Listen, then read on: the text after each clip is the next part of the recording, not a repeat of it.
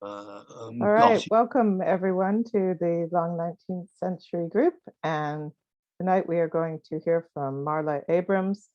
But first, I'm going to ask Michael to talk about his talk coming up next week. Well, if you'll excuse me, I've prepared just a very short introduction rather than ad-libbing, so try and keep it to the point. Thomas Combe and Oxford's most ritualistic church next week. So Thomas Combe played a key role in the evolution of Oxford University Press. He was a patron of the pre-Raphaelites. Martin looked at that last year, and a philanthropist who saw the needs of a rapidly overcrowded poor in Oxford's first suburb and founded St. Barnabas's Church. His architecture drew on San Clemente in Rome and Torcello Cathedral in Venice, Anglican was already, and of course Ravenna. The church immediately became known for its advanced ritualism and was often packed for high mass on Sundays, attracting famous preachers. I should point out it's Anglican, Anglo-Catholic, not Roman Catholic. Francis Kilbert attended evensong and described the experience unfavorably in his diary. Thomas Hardy used it in Jude the Obscure as St. Silas. Later authors who referred to it included Evelyn Waugh, P.D. James, Joanna Trollope, and Colin Dexter. John Betjeman wrote a lovely poem about Byzantine St. Barnabas, and St. Barnabas, Thomas Combe and his church, and is the subject for next week's talk. So please join us in Oxford. Thank you, Michael. So that is next week. This week it's Marla Abrams. I'm going to ask everybody to mute their microphone. Marla, you are not on full screen again. Would you like to? I'm not on full screen again. Right. I don't get it. Go back to slideshow. Yeah, why don't I just turn off the phone and do the slide? It's not the phone. It's Move It's your the cursor computer. 3 things across to slideshow. It's on help at the moment. It's on help at the moment. Oh, Move Yeah. it across to slideshow. oh, it must be this. Ah, Yeah. Got it? Yes. Click slideshow. Start from first slide. There we go. Yay. that's it. That's All it. right. Marla, Good. everybody else turn off their microphones, please. Or I will do it for you. Marla. Hi.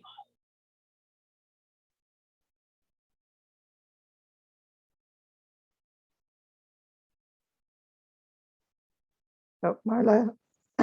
Marla, Matthew needs to turn the microphone on again. Okay. All right. Thank you. Thank you. Can I be heard? You can now be heard. Please go ahead. Okay. Sorry about that. Hi. Hi all. Okay. Good evening and morning. Pardon me, I am going to work for my writing. Welcome to my lecture on the persistence of the past, how 19th century women writers used ghost stories, great ghost stories, to bring about moral justice and comfort their readers. So I am American, but I've had the good fortune of having a mother of an Anglo background, and I've therefore been able to visit the UK a great deal while growing up. I'm a huge admirer of the British people and the literary culture, and I love ghost stories, especially British ghost stories. So I've been heavily absorbed, some would say obsessed with Gothic and ghostly folklore and fiction since grade school in the late 1970s. By then, the recovery of forgotten female writing, begun by feminist scholars in the early 60s, was in full swing. I frequented secondhand and Oxfam bookshops throughout my childhood, and I found a lot of stuff that was briefly reprinted and then went out of print again. I found a lot of out of print stuff from the 1940s and 50s, which would have maybe 15 stories by male writers, ghost stories, and then 2 or 3 by women ghost story writers. Elizabeth Gaskell's The Old Nurse's Tale is very often anthologized. Many of these other stories were pretty much forgotten. A lot of them were published in secondary women's magazines that were more in the Good Housekeeping mold, less in the, Charles Dickens literary magazines mold or the St. James magazine mold. So they also got lost. Anyway, Marla, I'm sorry So- to interrupt. Can you turn your phone so we can see your face, please? is that better? That is better. Thank you. I know Okay. you're trying to do 2 things in 2 different Okay. directions. Thank you. Go right Okay. ahead. Okay. So Elizabeth Gaskell is the most known writer I'm going to talk about today. Her complex and socially realistic novels and her Gothic stories and novellas that often have commonalities with her novels have consistently stayed in print, as have her best-selling novels. I don't think the majority of her novels have ever been out of print, like Mary Barton, Wives and Daughters, Sylvia's Lovers, Ruth, which I reread a few weeks ago, actually. And she's also known for her very influential biography of Charlotte Bronte, her friend. So Gaskell is the only writer I'm going to talk about today who's considered first order of 19th century Victorian female writers. In addition to Gaskell, I'm seeking to illuminate 4 second-tier female writers, all of them best-selling novelists in the second half of the 19th century, with prolific bodies of work, including several purely ghost or Gothic with supernatural hints stories apiece. So I'm going to change the title of this a little bit to The Persistence of the Past, Part 1, because I know I'm going to go over. So, and if you'll want me back, I will have more to say on these topics. But anyway, to proceed today, there were ghosts in literature prior to Victoria's ascendancy to the throne in 1837, but the genre really grew in the 1840s, in part because of Charles Dickens and his highly allegorical ghosts in Christmas Carol, 1843, and his subsequent yearly ghost stories in his periodicals, Household Words and All the Year Round.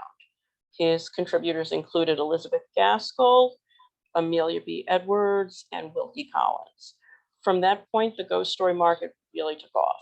It was a hugely popular and lucrative market that included holiday editions to be given as presents and turned folklore tales that had been told umpteen times into profit-making vehicles, which Dickens was fully aware of. The advertisement duty tax was abolished in 1853.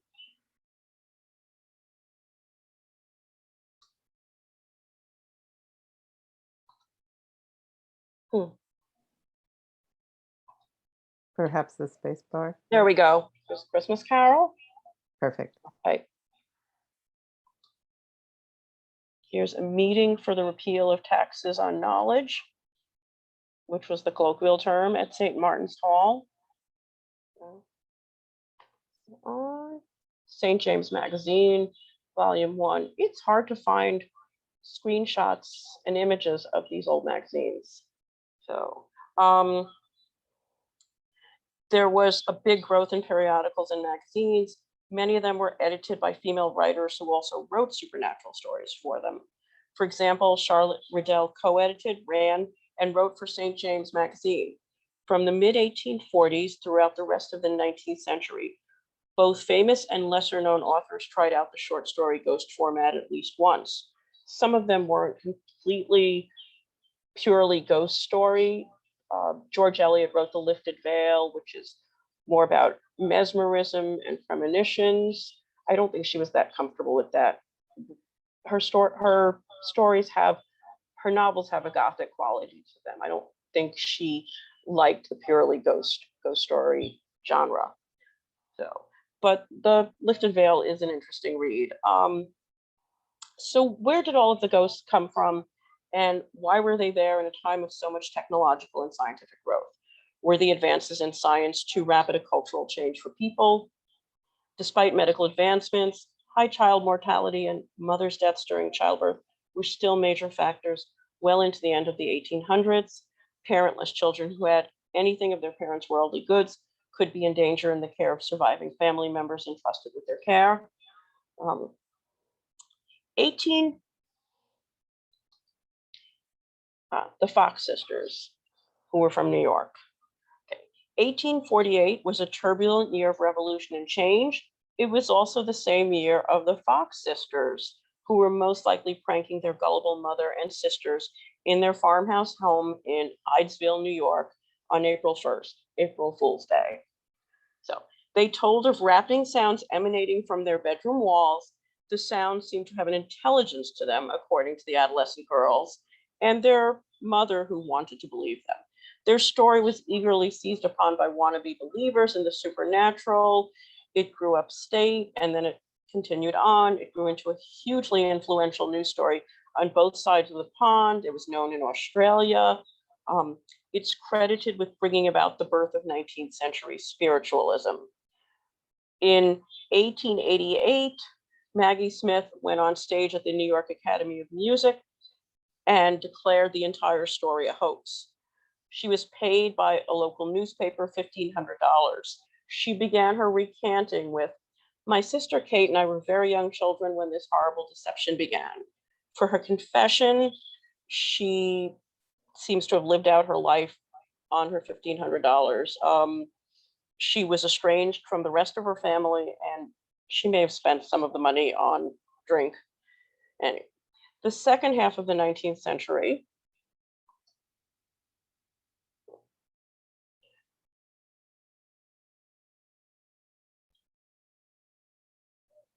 wait a second.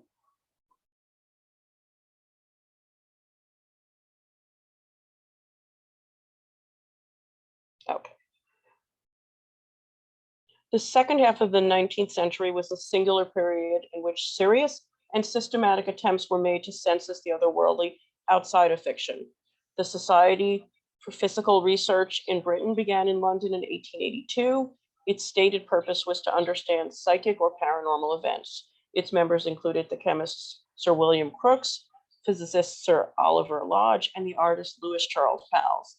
The American Society for Psychical Research opened in 1885 in New York City. It was founded by William James.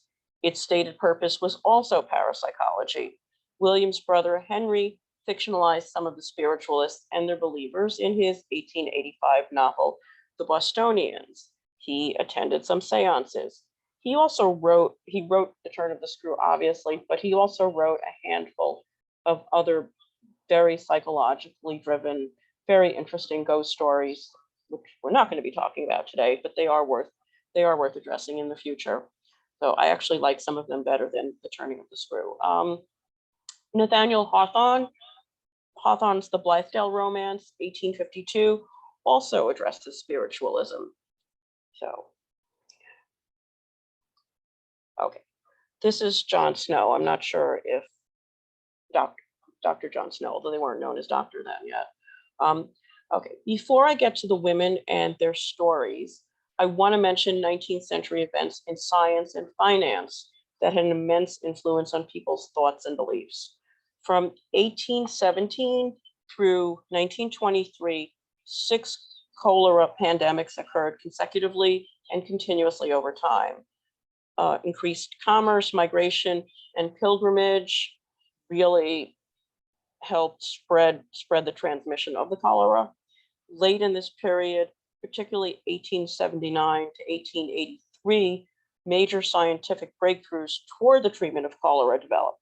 The first immunization by Louis Pasteur, the development of the first cholera vaccine, and identification of the bacterium Vibrio cholera by Filippo Pacino and Robert Koch.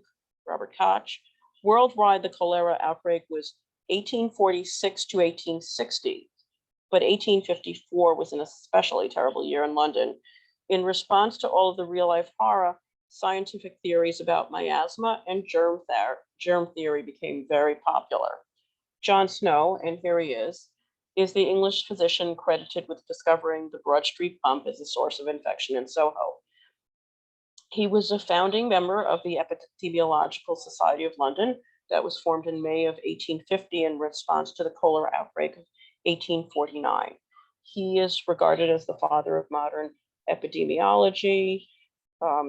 He was a vegetarian. He believed very strongly in researching things very carefully. So, on the basis of his exams for a water sample from the Broad Street pump, he convinced the local council to remove the handle of the well pump. He was very skeptical of the now discredited miasma theory, which held that diseases such as cholera were caused by bad, filthy air, which probably didn't help. But anyway, the miasma theory was finally completely abandoned in favor of the germ theory after 1880. So, meanwhile, during John Snow's experiments in the Meanwhile, during his experiments in the 1860s, Louis Pasteur developed modern germ theory. By proving the existence of invisible and infectious bacteria, he altered the Victorians' vantage point of what did and didn't pose a threat. People suddenly had to deal with the concept that things they couldn't see, smell, taste, or hear existed, and sometimes posed grave danger to them. It was definitely a game changer. So, other things that contributed to the Victorian fascination with unseen presences.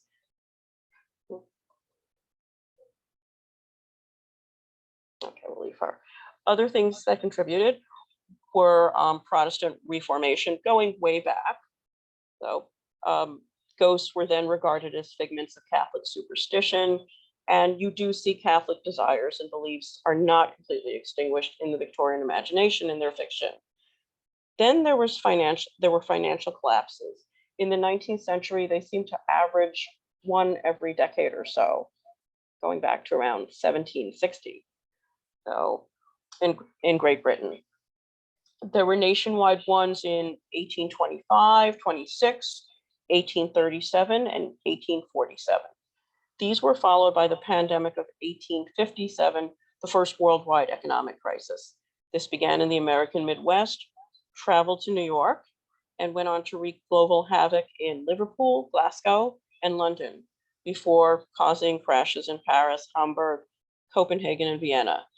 These financial catastrophes and the social and physical toll that they brought certainly impacted the growth of the ghosts and Gothic literary genres. And certainly you do see money mentioned many times in a lot of these ghost stories, most famously in A Christmas Carol.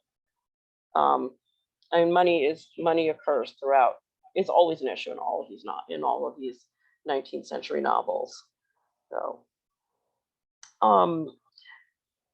many of the stories feature financial ruin interweaving with supernatural activity. Specters return from the other side to right perceived monetary wrongs on a regular basis. So, and in Dickens' A Christmas Carol, great wealth has to be redistributed at the end to have a positive ending, which probably is one of the reasons why the book has remained in print and is one of his most popular books. So Charlotte Riddell employs similar themes in her 1882 Christmas story, The Old House in Vauxhall Walk, which features a female Scrooge-like ghost who has taken her wealth to the grave with her. She bemoans her wasted life by endlessly picking up and dropping sovereigns. At the end of the story, the wealth goes to a living male relative. So, and here is Mrs. Gaskell, Elizabeth Gaskell. So, Elizabeth Cleghorn Gaskell is one of the greatest 19th century novelists and the most successful practitioner in London of industrial fiction. There's not too many people who don't have good feelings about her fiction. She was born in London in 1810 in the home that is now 93 Chain Walk, but grew up in Cheshire, Stratford-upon-Avon, and the north of England. She was the youngest of 8. Only she and her brother John lived past infancy. I think John later disappeared on an expedition, having to think about that. He was in the Navy, but he left it and he later disappeared. So I'm going to look into look at that.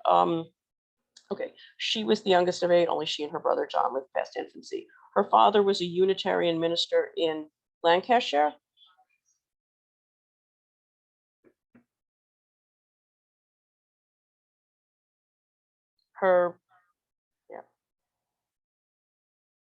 Her mother Elizabeth died 13 months after Elizabeth's birth. Elizabeth married the Unitarian minister William Gaskell in 1832. She spent 16 years working among the poor and traveling while she gave birth to 5 children. Her first daughter was stillborn in 1833. She had 4 more daughters and a son, William, who died in infancy. His loss was the catalyst for her enormously successful first novel, Mary Barton. In 1850, the Gaskells moved to 84 Plymouth Grove, now a Writers' House Museum in Manchester.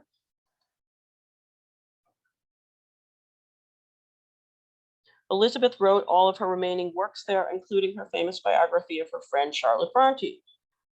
The biography gives the reader a sense of learning about Elizabeth as well as Charlotte. The bulk of Elizabeth Gaskell's writing, particularly her novels, are arguably among the greatest books of the last 200 years, as well as her industrial novels, such as North and South.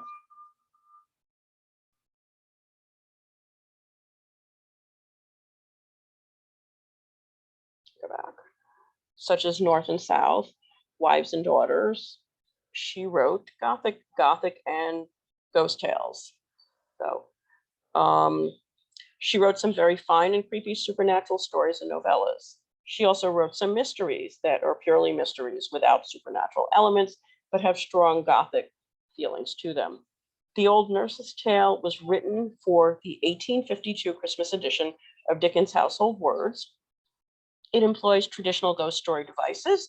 It begins with a second-person narrator, the children's nursemaid, Hester, telling the children about an incident from their mother's childhood.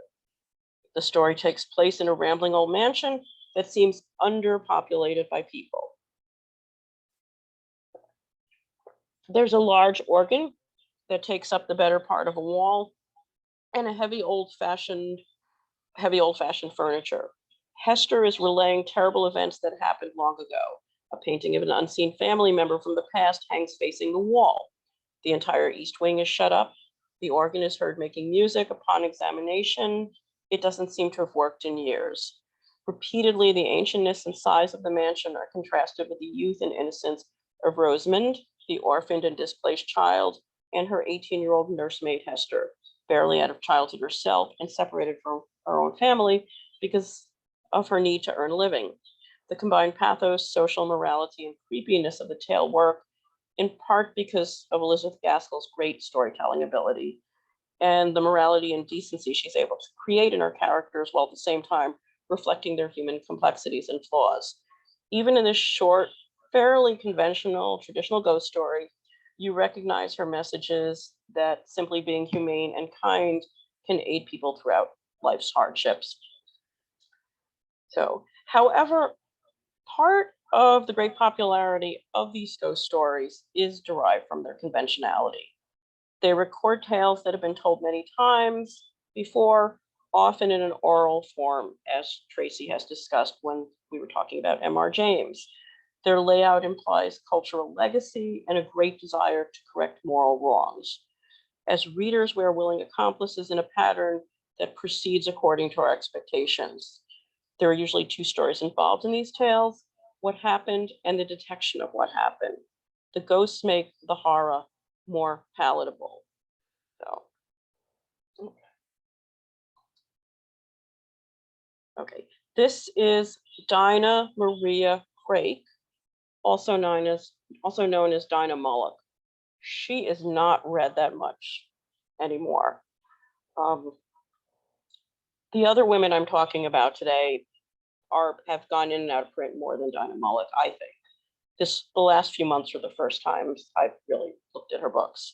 So she's best known for her best-selling novel, John Halifax, Gentleman. And there's a copy of it, an actual copy. John Halifax, Gentleman, published in 1857.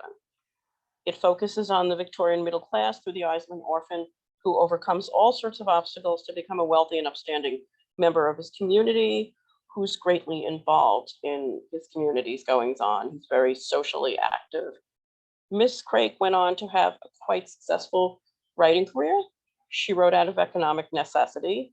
She wrote children's stories that sold very well, but then became a very popular novelist for grown-ups and a writer of short stories for periodicals. She's one of the highest paid novelists of her time. Her short ghost story, The Last House in C Street, has a very charming opening paragraph, which I'm going to read actually.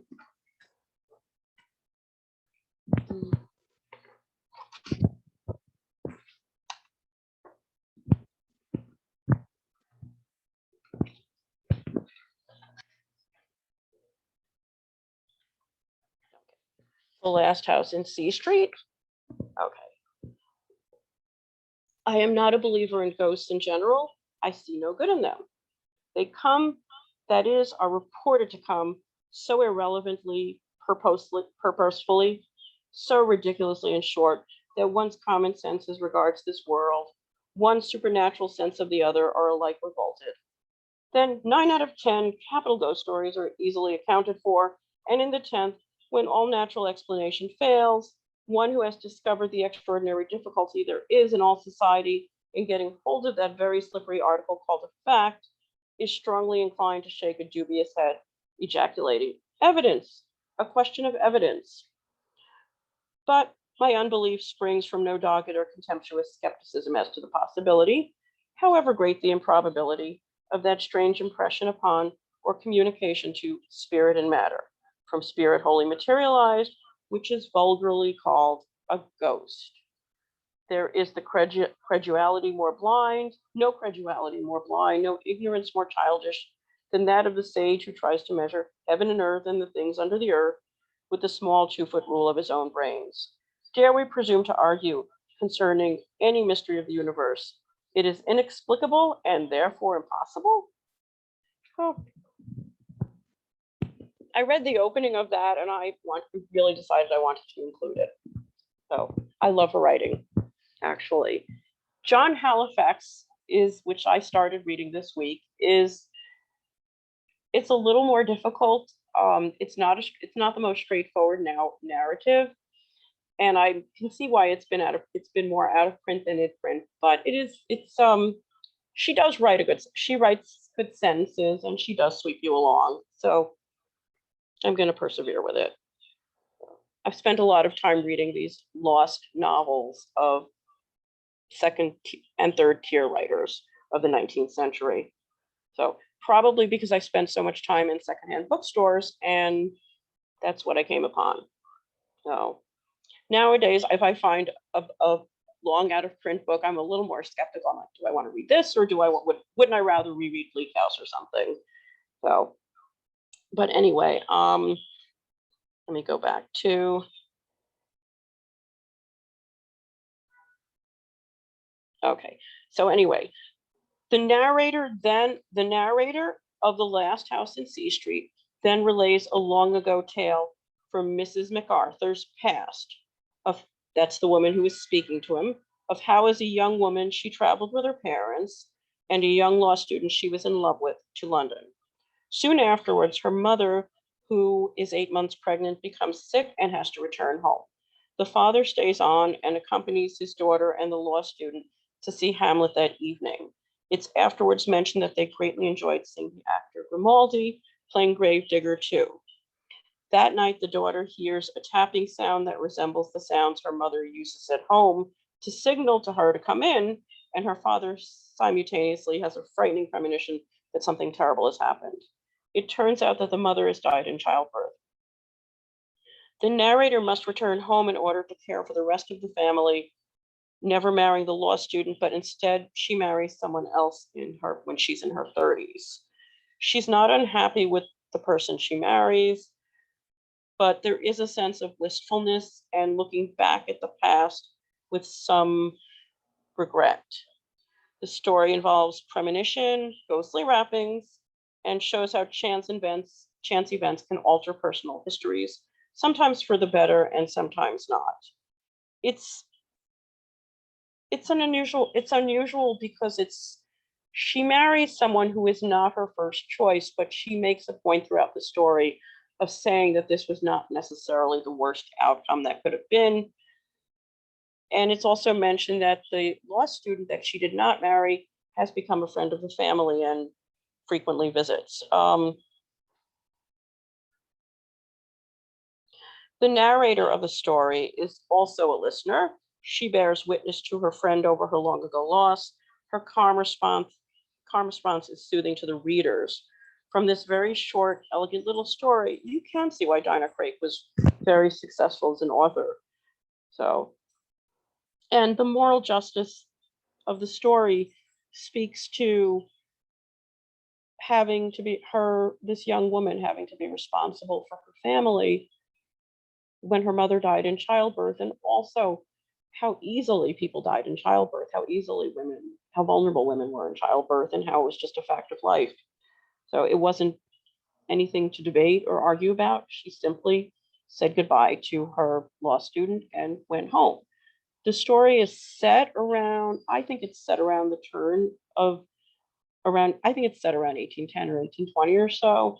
So you can really imagine how great a journey this is as well, to go from London back to where they're from. So, let's see. So, other very interesting facts about Dinah Mulloch Craik is that she adopted a baby girl who was abandoned on the road. The National Children's Home hadn't started experimenting with placing found children until much later. So this is interesting.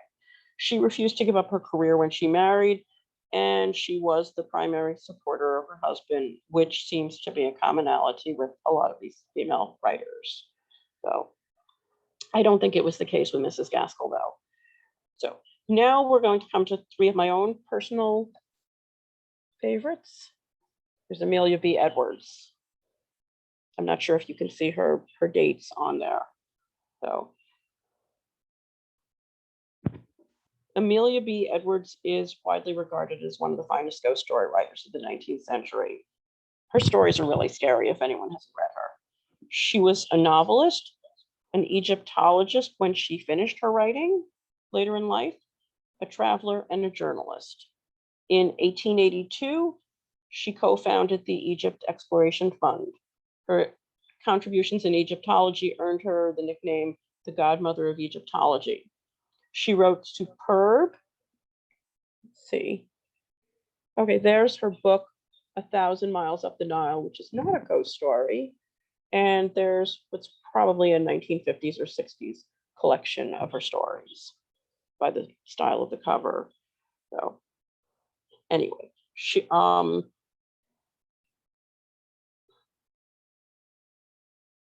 wrote superb, truly frightening ghost stories with beautifully delineated, intelligent characters. Her tales have pathos, but are also genuinely creepy. In 1864, she wrote a very successful novel that's not about ghosts, it's about bigamy. It's called Barbara's History. It was published in the Saturday Review in Dickens' Household Words, which makes me think of Mary Elizabeth Braddon's Lady Audley's Secret, which came out around that time, also about bigamy. So it was obviously a popular topic. She contributed stories to Charles Dickens all the year round. Her story entitled Four Ghost Stories, which is actually one ghost story and pretty short, was attributed to Dickens well into the 20th century. It was commonplace for stories to be published without the author's byline. Four Stories had a sequel that was actually written by Dickens. It was entitled The Portrait Painter's Story. If you read the two stories consecutively, you will wonder how the Four Stories was mistaken for Dickens. It doesn't have the feeling of his prose. So, in what I believe to be the most powerful ghost story was an illusion, a Parsons story, 1881, a school inspector is sent to a remote and unfamiliar area called Pit End. He sees a tall teenaged boy with a fishing rod, meets the headmaster who he has an instant aversion to, who appears to have a shadow of a boy around him who he claims to not see. Mr. Fraser, the inspector, first runs into the headmaster when he sees the boy with the fishing rod walking near him. He has another encounter with the headmaster where he sees a shadow of a boy around him. So the schoolmaster denies any knowledge of why there's a shadow of a boy around him. Mr. Fraser, the schoolmaster, realizes his old Oxford schoolmate, Mr. Wolstenholme, is the big ancestral landowner in Pitt End, and he learns that he owns the working mines which border his property and employ many of the local men.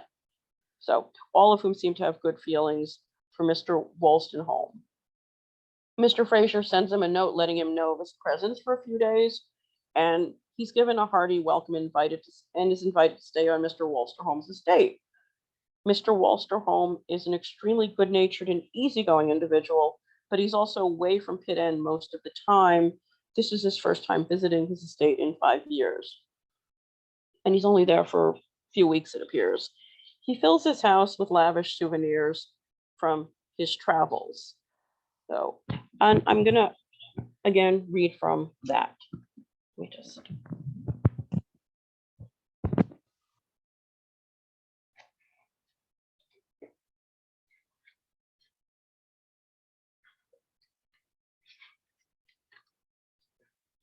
Okay, this is about Mr. Wolstenholme's possessions. Is Karlshalton one of your own mines? I asked. All of these pits are mine, he replied.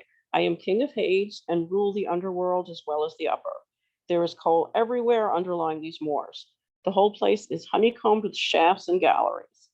One of our richest seams runs under this house, and there are upwards of 40 men at work in it, a quarter of a mile below our feet here every day. Another leads right away under the park. Heaven only knows how far. My father began working it 5 and 20 years ago, and we have gone on working it ever since, yet it shows no sign of failing. You must be as rich as a prince with a fairy godmother. He shrugged his shoulders. So he then proceeds to take him and show him around the house at all the souvenirs he's brought home from his travels. He snatched up a lamp and led the way through a long suite of unfurnished rooms, the floors of which were piled high with packing cases of all sizes and shapes, labeled with the names of various foreign ports and the addresses of foreign agents innumerable. What did they contain? Precious marbles from Italy and Greece and Asia Minor, priceless paintings by old and modern masters, antiquities from the Nile, the Tigris and the Euphrates, enamels from Persia, porcelain from China, bronzes from Japan, strange sculptures from Peru, arms, mosaics, ivories, wood carvings, skins, tapestries, old Italian cabinets, painted bride chests, Etruscan terracottas, treasures of all countries of all ages, never even unpacked since they crossed that threshold, which the master's foot had crossed but twice during the 10 years it had taken to buy them. Should he ever open them, ever arrange them, ever enjoy them?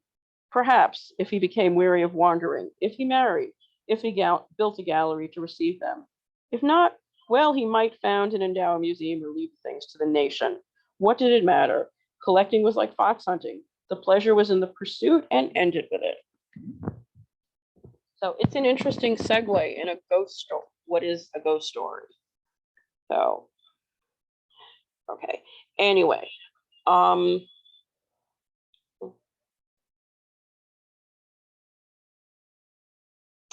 there are plans to continue with the story. There are plans to take Mr. Fraser into the mines, but on the night before his tour, one of the mines is flooded and the entire lake that's partially over the mine disappears into it, leaving the corpse of a young boy and a fishing rod.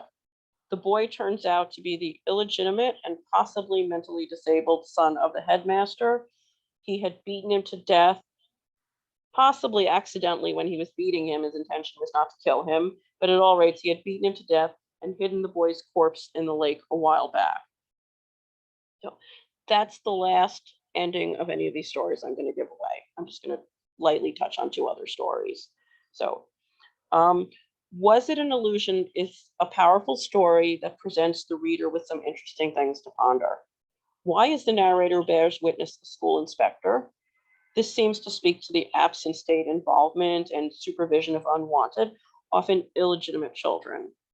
The relationship between the inspector and his wealthy landowner, Oxford classmate is interesting. Does the lake disinterring the corpse reflect the interference of the mining in the natural environment? In other words, the industrial disruption of what's pure and untouched. Why is it the industrial mining that exposes the crime? And why does Edwards include the details of so many of the souvenirs? Oh. Okay, there is Charlotte Riddell. There you can see her dates, 1832 from Ireland, and she died in 1906 in Kent, England. I think she passed a large part of her life in London as a working writer. So, okay, I'm going to talk a little about her and Margaret Oliphant today, in again the hope that you'll have me back to cover both writers in much greater depth. But they both have vast bodies of work, including and outside of excellent ghost stories. Both also were the chief financial supporters of their families, a commonality they share with Donna Marie Craig and several other female writers of the Victorian era. So, Charlotte Riddell was of Irish background. She uses her background, subsequent knowledge of Ireland, in several of her novels and ghost stories. For example, Hertford O'Donnell's Warning, 1867, a fine ghost story about a banshee whose wail precipitates a family death. A banshee is a folkloric motif. Supposed to be you hear the wails in old homes, and it means that someone there is going to die, or usually it means death comes in threes. Let's see. And here's some of her mostly out of print book plates, books. The Haunted River and 3 other ghostly novellas, which, this is probably from the 80s or 90s, edited by Richard Dalby, who also edited the Book of Arago, Forgotten Ghost Stories by 19th century women writers that I put up earlier. Richard Dalby was a terrific anthologist of current modern times. He died last year. He was only 67. His library is for sale now. So he lived in England. He was a nice man. He answered a few emails I had sent him over the years asking specific questions. Anyway, she both in her ghost stories and a series of well-received novels chronicling the lives of people deeply connected to the 19th century financial sector, money figures heavily. In one of her non-spectral novels, she likens commercial working men's daily routines to graveyards in which they are buried. So many of her novels had a Gothic feeling to them, apparently, even if they weren't specifically about ghosts. Some of her work seems to have dovetailed with Wilkie Collins. She was the author of 56 books, novels, novellas, and short stories. Her ghost stories go in and out of print, and actually,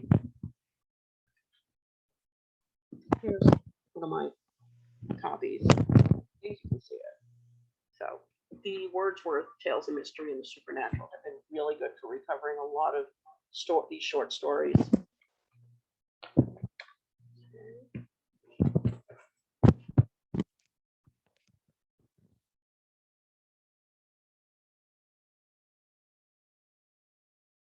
She edited and wrote for St. James Magazine, popular and well-known literary journal in the 1860s. Here it is. Here's the title page.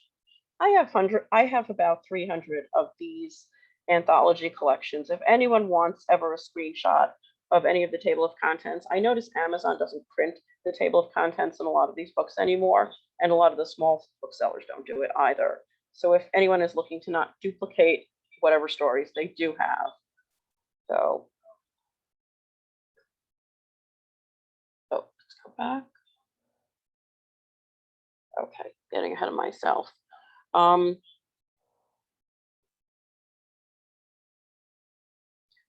In 1882, she published Weird Tales, which is considered by many Gothic and horror critics, amateur and otherwise, among the best ghost story collections ever written. She has been called one of Great Britain's leading novelists during the 1860s and 70s, but she has been mostly out of print. Her novels are hard to find. I think her ghost stories and ghostly novellas are probably more interesting. There are elements in her work that sometimes resemble several of her contemporaries. Again, Wilkie Collins, Mary Elizabeth Braden. Her short story, The Open Door, 1882, excuse me, 1892, is considered one of her best. It's about an indigent and self-described as the only ugly specimen in his family, young man who takes a job investigating a haunted manor house in the country that has a door that won't stay shut and a problem with tenants who keep moving out abruptly. So it has no relation to Margaret Oliphant's more famous The Open Door, 1881. But we are in the 80s, 1881, 1882. Oliphant's story, The Open Door, is regarded as one of the finest ghost stories ever written. But I would rather go back to Mrs. Riddell and again read one more paragraph in her Open Door. I love her writing. This is a very charming story that starts out very innocently and then works up into a revealing of, horror and so on, of bad acts committed and, the desire for moral and social justice. So anyway, The Open Door. Some people do not believe in ghosts, for that matter. Some people do not believe in anything. There are persons who even affect incredulity concerning that open door at Ladlow Hall. They say it did not stand wide open, that they could have shut it, that the whole affair was a delusion, that they are sure it must have been a conspiracy, that they are doubtful whether there is such a place as Ladlow on the face of the earth, that the first time they are in Meadowshire, they will look it up. So, as I said, I love her writing.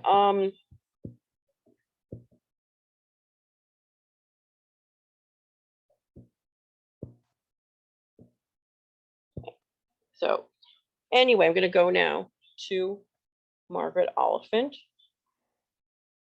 who is Scottish. She was born in Wallingford, United Kingdom, and she died in Wimbledon, London, England. Oh.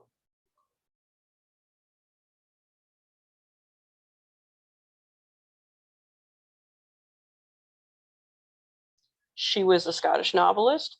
She wrote a lot of history books, and she wrote books with strongly religious and spectral themes combined. And this is actually my book, but I put it up as a screenshot. She also wrote The Chronicles of Carlingford, which has been compared, the series has been compared to both of Trollope's series. It's about a small town life with and how it, around the rectory and the assorted rectors and curates and so on. It's very female centric and very female centered. And there's about 7 or 8 of these books in the series. They're very compulsively readable. They're different than Trollope. They seem less concerned with public life and a little more interior than Trollope's Barchester series. So, and they definitely are worth reading. She's one of the more best. She deserves to stay in print and she should be read more.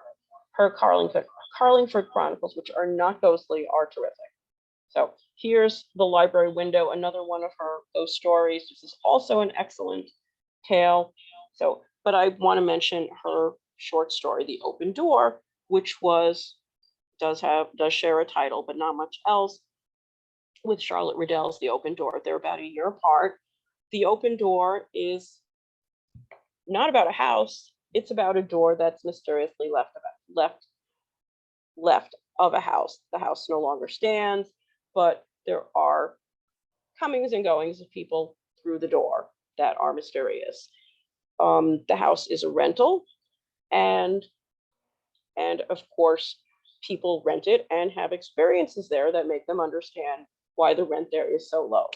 So, and anyway, so she's definitely worth reading, and I would like to talk more about her in the future, but I am going to wind down now. I just want to ask a few simple questions about why these short stories were so popular. I know I keep coming back to this.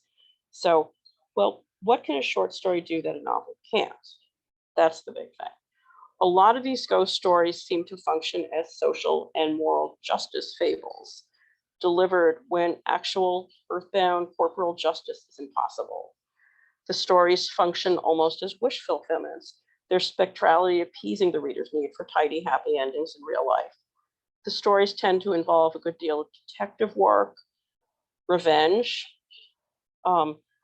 Often this leads to possible solutions involving ethics, kindness, concepts which sound very easy to grasp at on the surface, but in the increasingly complex modernity of the Victorian era, had a powerful lure in selling prose and creating a feeling of comfort to people.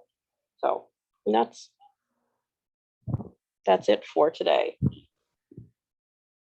Thank you so much, Marla. That was fascinating. Sorry for my technical difficulties. No Thank you. problem at all. But I think I'll get better at this. We got it together. So if you can, actually, I might be able to unshare your screen from here. We want to unshare your screens, Thank your you. slideshows. So let me see if I can. If there was anything left, that was it. Yeah, if you're exiting the presentation, but we need to turn off your screen share. Stop share. Yeah, thank you. Yeah. Let's see if there's a. Yeah, we still have it up there. I'll get the Don't full. worry, she's just sharing I got screens. Yeah, I'm trying to get the full picture. Okay, so half there. Yeah, I'm unable to unscreen share for you, Marla. Are you able to do that? Let me see. On the screen. It would Unshare. be in Zoom to on the main computer. Let's try this. Here, I might be able to. There. Oh, you did it. There did you it. Yeah, I did. Okay. Okay, thank Right. you. Yeah, now we can see each other a little more easily. go. But we can't see Marla. But we can't see Marla now. Can you see? I think that's. She's a phantom, I think. There you go. she's How done that. appropriate. Uh, Can you see me on the phone? We can see you on the phone. Now we can see Okay, you. can see use my you. phone then. Thank you. I'm gonna use my phone then. Yeah, Okay. we've got you. There we You're go. That's normal. corporeally visible. Right. There we go. You're no longer just a spirit. Thank you. But one little correction, but I want to do questions as well. But I just want to ask. I grew up in Wimbledon, and Wimbledon was Surrey right up until like Yes. rather than London. Thank you very much. No problem. Now we're getting a lot of echo. There's some ghostly appearance somewhere.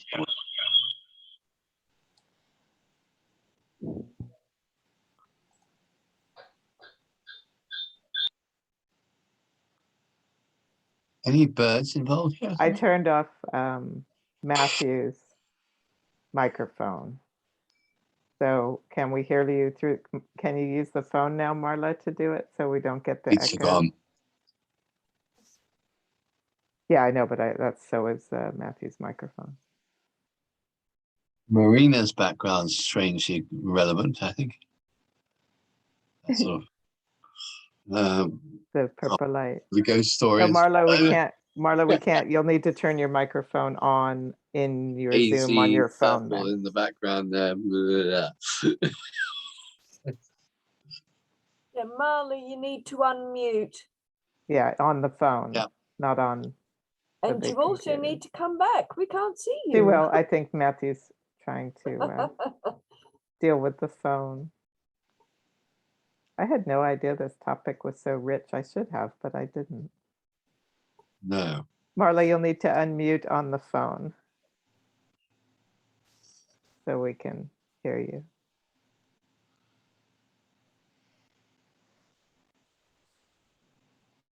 Phone's gone, I think, isn't it? Oh, No. They're working on Hello? the phone. yay! Hello, now we can hear you now and Somewhere in the but ether. cannot see you. Oh, good Lord. What am I doing wrong? There you go. How about now? There we go. Yay! Hi. Just about. Thank you. Hi. Okay, good. Hi, everyone. Okay. Hi, Excellent, thank you. well done. All right, let's talk about ghost stories. So I hope I didn't spoil too many of those stories for everybody. I happen to love Was It an Illusion? It's very connected to me, even though the book came much later, to the novel Germinal, which is all about the mines and is very gothic, but doesn't have any ghosts, but has a lot of other things going on.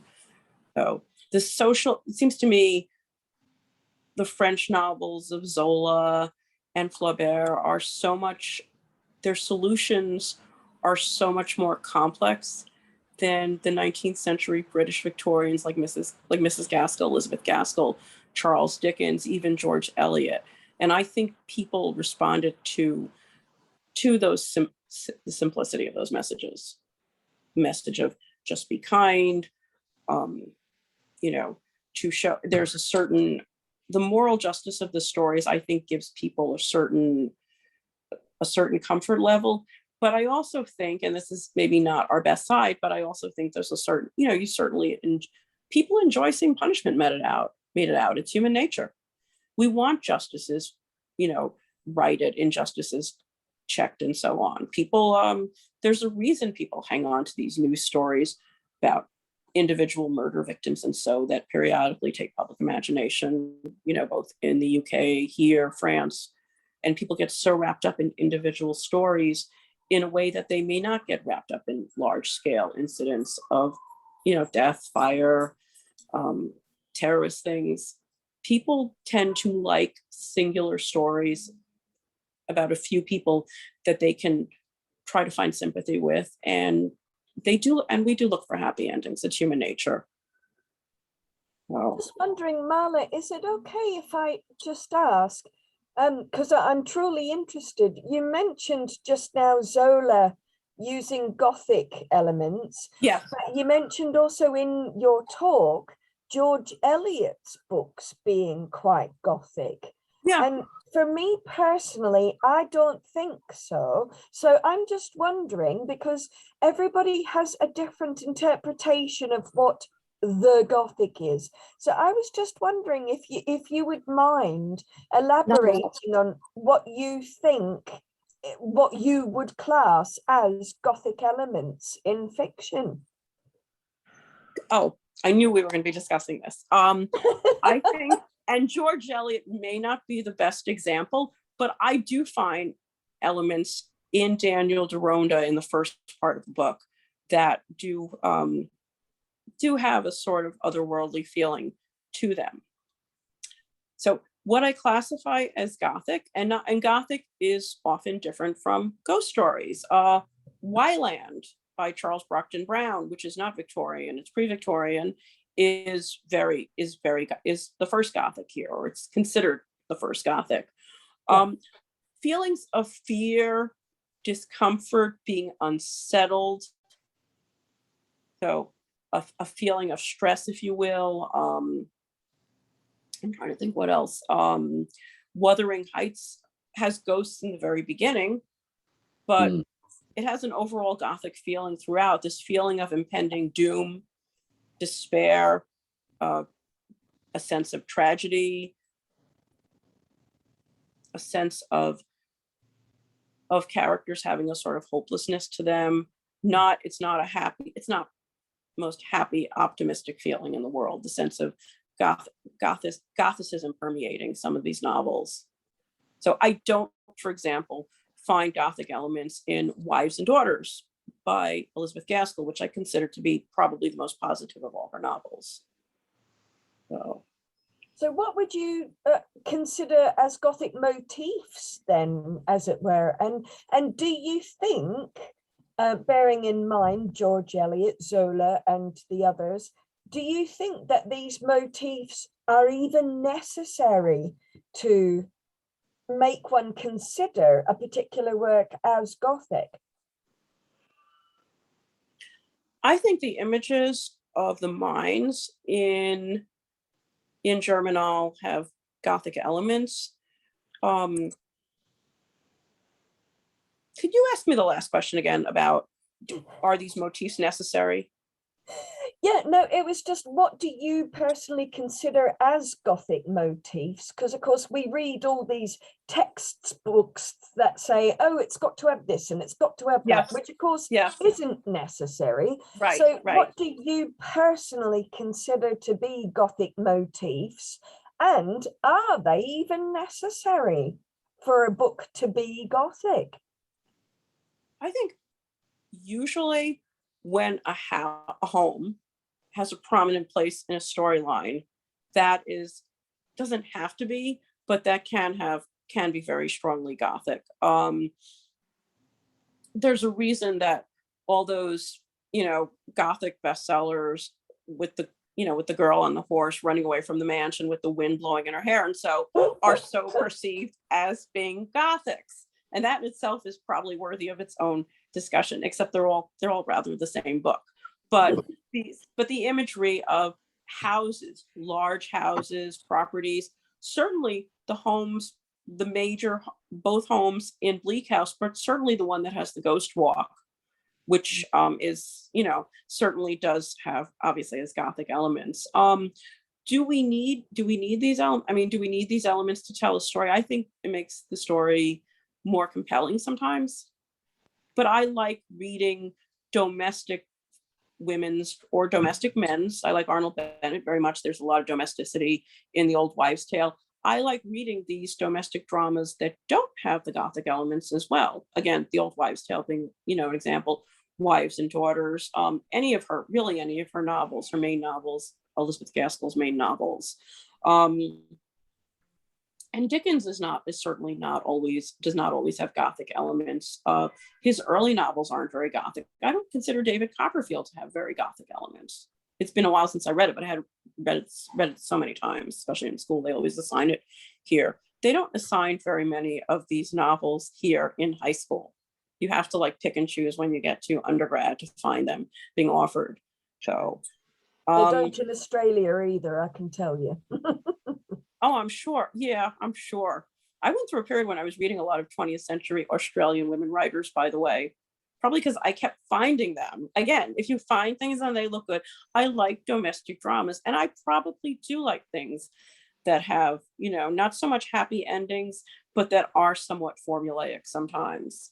So, although then again, I do like Zola a lot. I do like Flaubert, I think I've sort of passed over. I think I'm sort of done with Flaubert at this point in my life. It's a little too downbeat.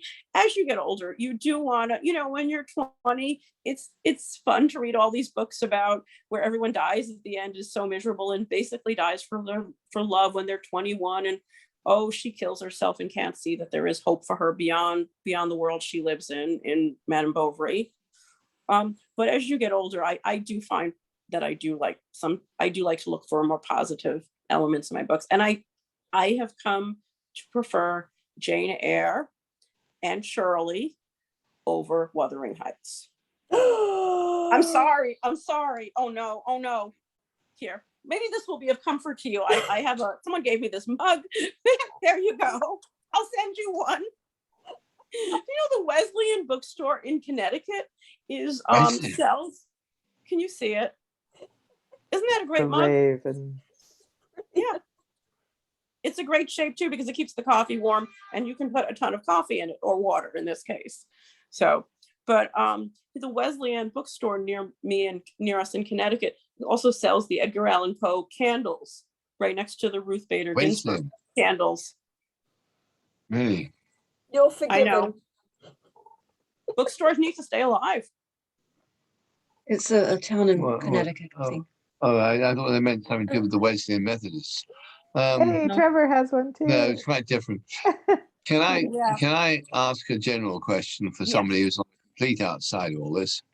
And you and Tracy, no doubt, are experts. I'm interested about how authors make. Well, my question is you've sparked off. Make the transition, if you like. You get the impression with some authors that they already just sort of dipped into bits of it, like Christmas Carol. Obviously, there's a ghost in the middle of it, and so on. But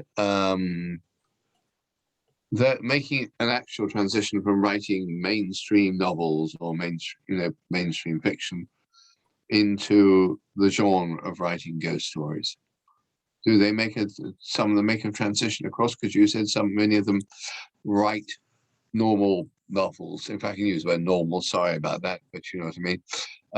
Ordinary mainstream novels, and then also write, as of course George Eliot, for example, you mentioned North and South and so on. Then starts writing Gothic tales at some point. Is there a transition in terms of moving into that genre, and do they go backwards and forwards from it, or what normally happens? I think a number of these writers, these female writers I'm specifically talking about, made money with their big novels. Many of them are these double-decker books that were published in installations. Mhm. They made money, and then they started with the ghost stories. So like, I think certainly Dinah Mullock, her name is so different in so many different places. Certainly John Halifax was a big bestseller for her. And she wrote a few other novels that made even more money for her, apparently. But she did write 2 or 3 ghost stories. Probably they wrote them because they were asked to write them for Christmas editions of these magazines, particularly Dickens' Christmas edition, which everyone wants to be included in. There's one Dickens ghost story, which is written by several authors. I think he starts one chapter and it goes on and on through several authors. So I would have to look for that in it's here somewhere to explain it more. But I think with Gaskell, I think she was always very comfortable with Gothic or ghostly imagery. I apologize. Yes, of course. Yeah. Excuse me 1 second. I'm sorry. Hold on. I'm so sorry. Honey? Bella. Gaskell. Well, it is. Bella. Aren't you taking her out? I did. Neela's waiting for you. I didn't know. Yeah, sorry. Sorry about that. So I think Gaskell was very comfortable with, she wrote a mystery. I think it's called A Long Night's Murder or something, which I have to think back, but it seems to involve burying of a body and a lot of grave digging and so on. And there's no ghostly elements in that. So clearly she was.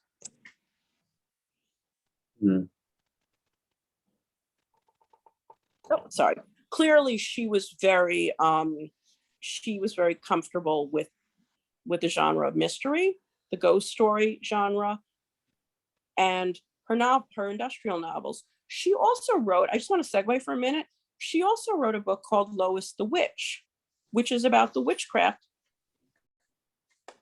scare of 1692 in the US. And she has a first-person narrator who goes to Massachusetts and is mistaken for a witch and ultimately becomes a victim of the witchcraft craze in 1692. So, but I think some of these writers probably picked into the genre because of the financial factor too. And also, I have a feeling there's so many hundreds of these stories. I think some of them are probably pretty easy to write for a lot of these people who were used to churning out so much fiction anyway, by the page or by the chapter.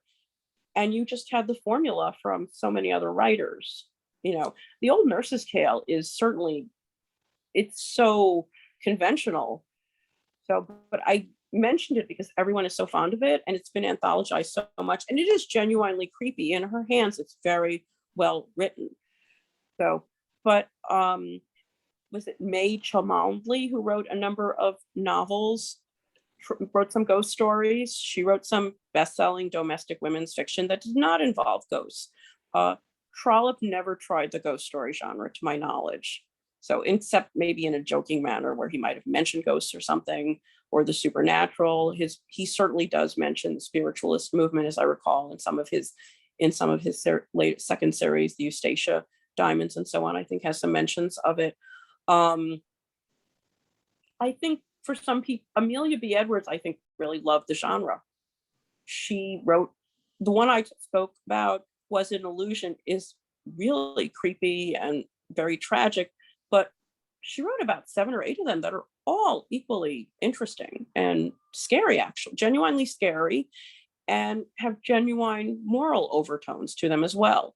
So I think for some of the writers, it was they probably enjoyed writing them, and for some of them, it was just writing more just to get paid, somewhat. I was going to ask you actually, Marla, about Gaskell's The Nurse's Story. Why is it that that is the only one that is anthologized out of her whole corpus? Why just the one story? You Isn't never that see anything else. And on, shall we say, on your side of the pond, Edith Wharton, she wrote all those amazing novels, but nobody ever talks about her entire volume of ghost stories. Why? Oh, I do. Yes, I love them. I give them out. They've been reprinted for several years now with the original illustrations. There's probably about 15 of these ghost stories, and I give them to people as gifts whenever I see them. And I tend to, when I've come to England, I've brought them to friends of mine. Although you can find, they are printed there, obviously. I'm not sure why people don't talk about her ghost stories more. She might be a little dismissed for her ghost stories and her other short stories in favor of her bigger, more commercial novels. And also, she is the first woman to get the Pulitzer Prize for Literature, I believe, for The Age of Innocence. Yep. So she is and that's later. That's not Victorian. What is that, like 1924? It's a look back. Her fiction all tends to be a look back. So most of it is published, her bigger novels, around the turn of the century, but they really are about the 1870s, the 1880s. So, her ghost stories are terrific, though. Are they received well in America? Because we just don't hear about them over here. They're not, this kind of literature is not widely available here. I was looking for other stories in the 19th century genre, just out of curiosity. I mean, I can find everything I want through Gutenberg, through my collection, but I wanted to see new editions and what was currently in print. And I went into 3 or 4 independent bookstores, including the one in Connecticut that's near my house next to Wesleyan University. And I wanted to get gifts for some people who had asked me for some ghost story collections since I started talking about it. They said, we'd like to read some of them, and we don't want, it's nice to give people a book and not ask them to read something online. So I couldn't find much. I found one book. The British Library is reprinting a lot of these ghost story collections, and those yes, they're lovely. And I found a few here. I've also found I can order them from Blackwell, so that's that. They're beautifully printed, the editions. They're lovely. I got one collection of 19th and 20th century ghost stories that has intros to all the writers in it. Some of them I haven't heard of, and I gave it to a friend of mine upstairs who's going to California today. So for her reading on the plane. I find, in general, reading books, I find them much gentler on my eyes. I tend to read my news on my computer or my phone, but I would rather just open a book. And I still think a lot of people want to. Definitely. So, I have a rule, by the way, if I go into a bookstore and I'm browsing for any period of time, I really have to buy something. So I have to support them. What's great about the bookstore near my house in Connecticut is they actually have a superb coffee department. So I can just go in and get a cup of coffee and feel like I'm spending money there anyway. So they even have great sandwiches, we've discovered. So, but yeah, it's hard to find these ghost story anthologies here. I've had more luck in the UK walking around, walking, not so much in London, but in Oxford, walking around. Lorraine always talks about, I've been to Banbury, although I don't think they have any bookstores there the last time I was there. The Banbury, I think Cotswolds. there are. I think so. Well, Foyles is a good choice too. Foyles is great. I love Foyles New is an Bookstore too in excellent England. choice. Can I Yeah. ask you a question? Yes. I am not schooled in any of this. I'm trying to learn. So when Tracy asked you about what you thought the elements of Gothic were, I was starting to think. So my question is, so I understand what the definition might be. Would you consider The Woman in White to be a Gothic tale? Absolutely. Huh. That's what it Absolutely. sounds like to me. Yeah. And then I was thinking even Hmm. later, Thank you, Michael. Yeah. a more recent, not recent, but more recent than that. I was thinking of the Forsyth Saga. Seems to me that that's pretty sad and there's strange Gothic? things going on. So would you consider that to be Gothic-ish? Hardly, surely. I mean, this book I know very well, or something. And those of us who grew up with it on television as well. So Mhm. hardly Gothic, Right. I would have thought. I Would don't you? know, Like- it was a stretch maybe. Yeah, a bit of a stretch. No, The Woman in White, definitely. So if Yes. we're talking about Gothic motifs, as it were, Yes. Yes. and with thinking about the generally accepted ones are things like insanity, obviously death in some kind, patrilineal lineage. So an old family is coming to the end of its line, like The Fall of the House of Usher by Poe, things like that. Mesmerism, anything that's other, outside, not mainstream. But like Marla said, it's also things that are, say, repressed or not usual. Things that give you a kind of an uncanny feeling without putting your finger on it, something that makes you feel a bit, because as Marla obviously will know, in the M.R. James group, there are always discussions, but M.R. James isn't Gothic, he's just a ghost story writer. But he has so many Gothic motifs. He would never have classed himself as Gothic, ever, ever, ever. That wasn't what he did. That's not why he did it. But his stories contain so many of those motifs. I see. That makes sense. And I was also curious, Marla, do you teach this? No, It's just your interest. it's my interest. Good for you. I am an attorney. I don't practice very much anymore. I was a victim's advocate attorney. I worked in criminal court, and I am a dog trainer. So Okay. I know it's quite an interesting variety. Interesting Yeah. combination. Yeah, Well, yeah.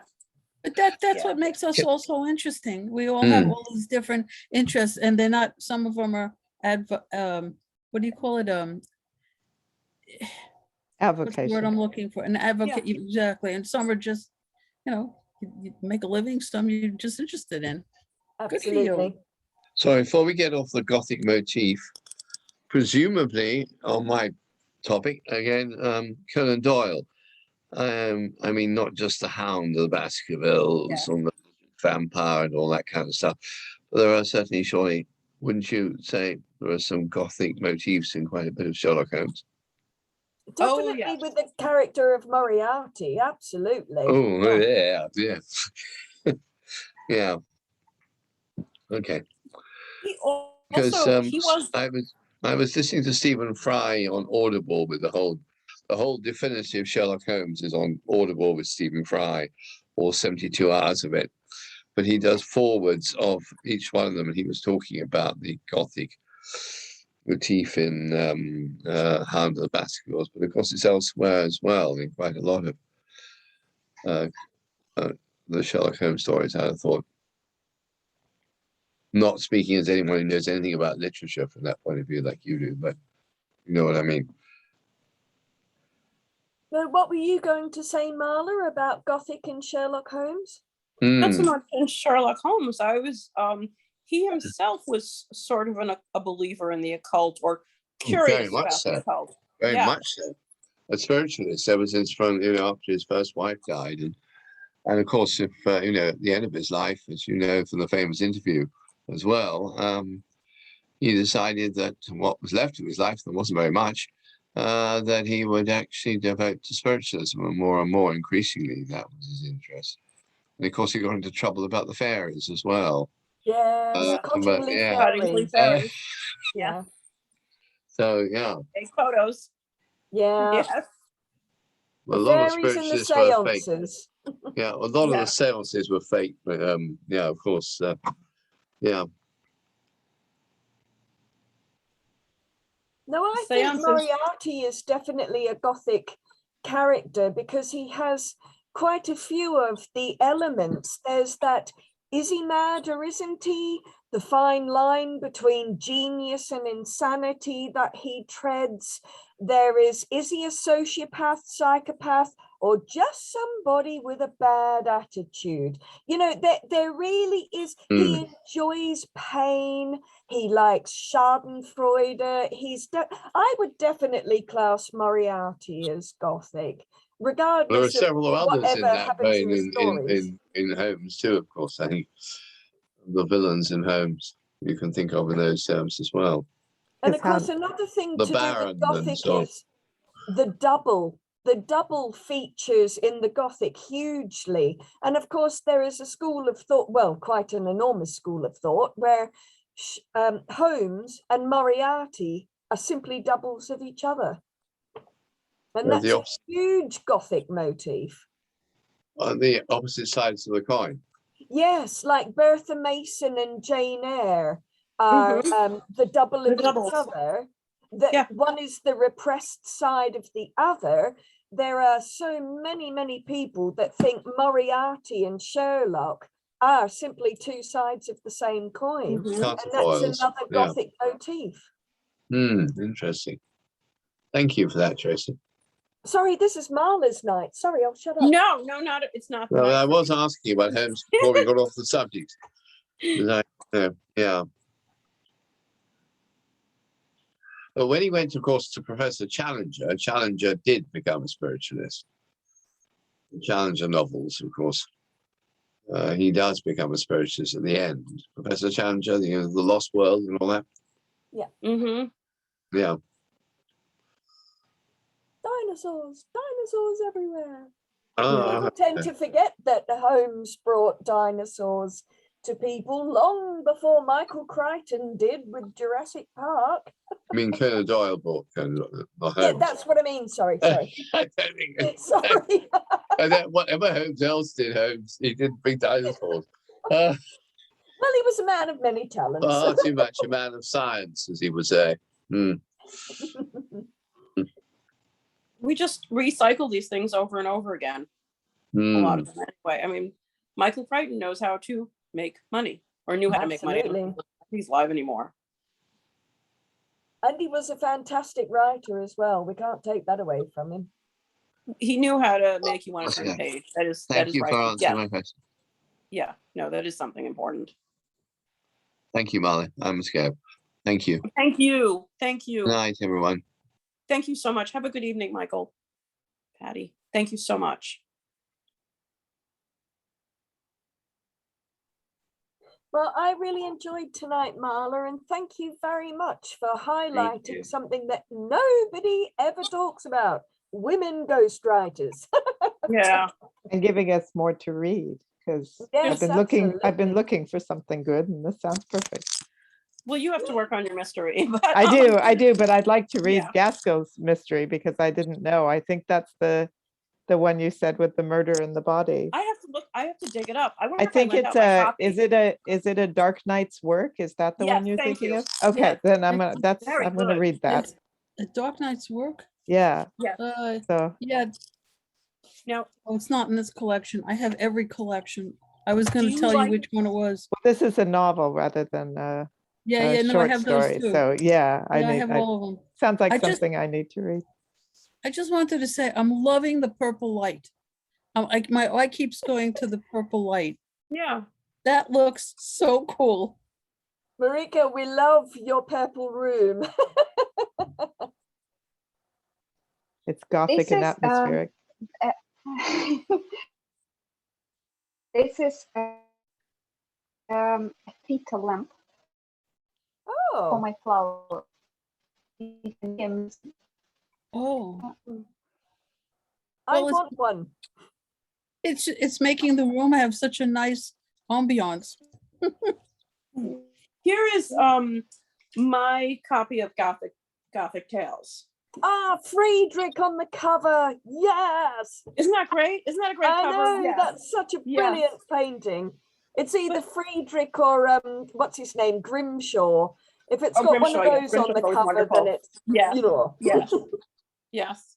Hi, Sophie. Yeah. No, a lot of the tales in here, I don't think she wrote too many pure ghost stories, though. A lot of the tales more are mysteries, again, with Gothic overtones.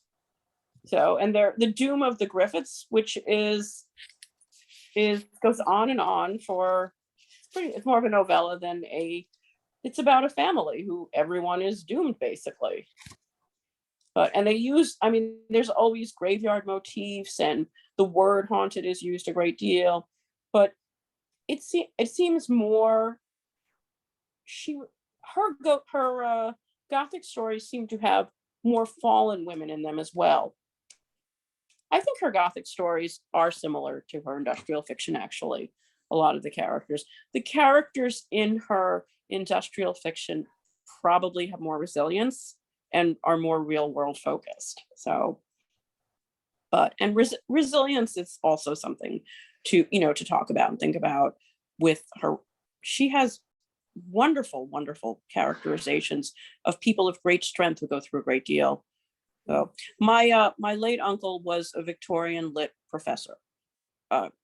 He died about 10 years ago. I mean, he was completely of another generation, I guess the greatest generation. I think he was in World War II. Anyway, he taught up in Rochester, New York for many years. And he taught a lot of these. He always referred to Gaskell and Oliphant as Mrs. Gaskell, Mrs. Oliphant, which I had to remind myself it's not the most respectful way to talk. It's best to just say their last names. I mean, no one went around saying Mr. Dickens or Mr. Collins, really, when we talk about these writers, or Mr. But Thackeray. they did back then, though. They did back then. Yes, Yeah. they did. Yeah, they did. Yeah. So, but anyway, yeah, no, he always spoke of Elizabeth Gaskell, Mrs. Gaskell. He always spoke about her biography of Charlotte Bronte. He'd always say, what a wonderful woman Charlotte Bronte was, and she was. But I always found that the biography gave you more information about Elizabeth Gaskell in many ways, and her own background and beliefs. So I guess it was as biographies do. Yeah. Yeah, it was more telling about her than Charlotte Bronte. But it's a pretty great read. I like her novels best of all, I think. I like prose. Yeah. So biographers always have an agenda, don't they? Mm-hmm. I'm afraid why I'm would not you? a fan of her biography of Charlotte. I'm not a fan of it, but that's just my personal opinion. So Yeah, why would you take the time to spend so much time studying somebody else's life unless there was some specific connection that you had to it, or something specific that you really wanted to say about that person? There's just no reason. Having spent so much time doing H.G. Wells, it's like, yeah, you have to be a little deranged. Spend that much time in somebody else's head and then somebody else's life is a little, yeah. Yeah, you Lisa, we just now wouldn't need take the to time. know. Lisa, inquiring minds want to know, are you now going to have a ghost in your novel? Is there a ghost? No, there are no ghosts yet, but I can start working on the next one anytime I finish the third one. So, well, there totally has to be one. I think that's a very good point. Yeah. You can even have a family ghost that's just referenced and used to precipitate other things about to happen. There's a Dorothy Sayers, I forget, The Busman's Holiday or something, where the characters talk about a ghost in a house. Oh, it's just an aside character. It's not a Right. major part of the story, but it's just Yeah, very matter of fact. That's how I Right, like so- to write too, is have things just kind of go in and out. Yeah. So I'll have a ghost go in and out. It's no big deal, just an ordinary character. Totally. Yeah. Not very gothic though, is it? I mean, it wouldn't be terribly atmospheric. It's hard to really scare. I think it's hard to be scary.